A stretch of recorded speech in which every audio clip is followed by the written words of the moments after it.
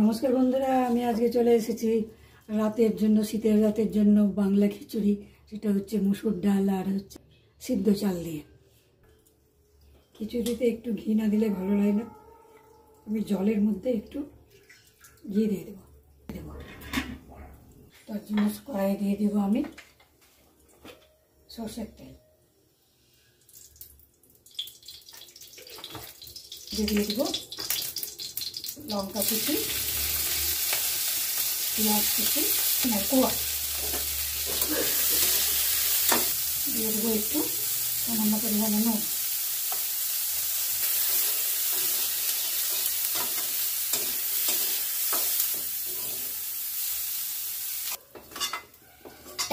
সবজিগুলো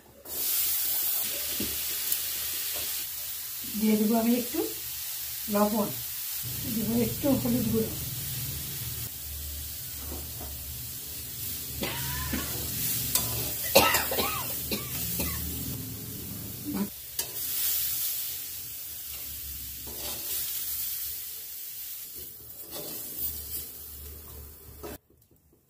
চালটাও একটু ভেজে নেব।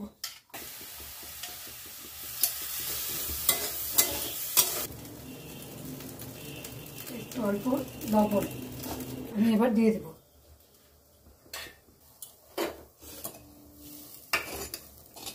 আমি ডালটা পরে দেবো, তার কারণ হচ্ছে মুসুর ডাল খুব তাড়াতাড়ি সিদ্ধ হয়ে যায়।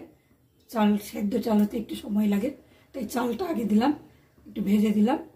ভেজে দিতে লাগে, সেই কারণে আমি চালটা একটু ভেজে নিই। এক বাটি চাল দিয়েছি, এক বাটি ডাল দিয়েছি, দিয়ে দেবো।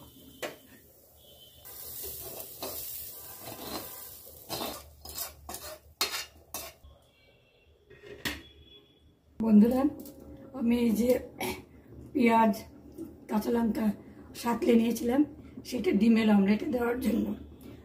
এবার আমি ডিমের অমলেটটা রেডি করে নিই। এদিকে খিচুড়িটা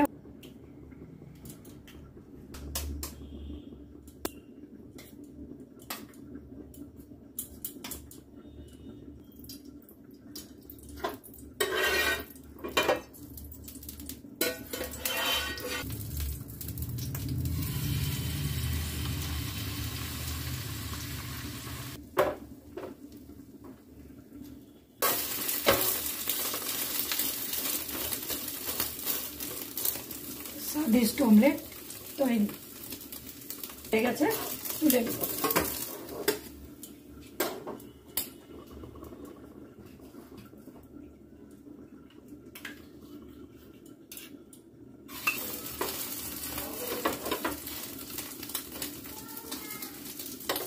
অমলেট রেডি। বন্ধুরা, এইভাবে অমলেট করে দেখবেন, খুবই ভালো লাগবে খেতে।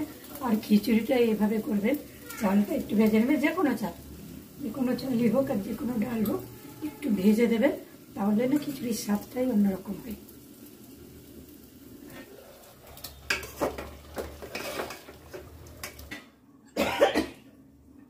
অনেকে পরে ছুকে নেয়, কিন্তু ওটা খেতে সেই একটু কেমন যেন ফ্যান ভাত লাগে, সেই জন্য আমি চাল ডাল ভেজে আমার রেডি। এবার খেতে দেওয়ার পালা।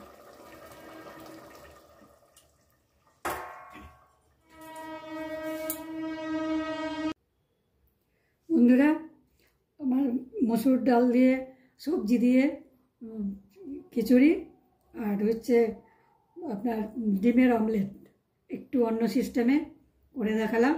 খেয়ে দেখবেন এইভাবে করে, সত্যি অসাধারণ লাগবে। ধন্যবাদ।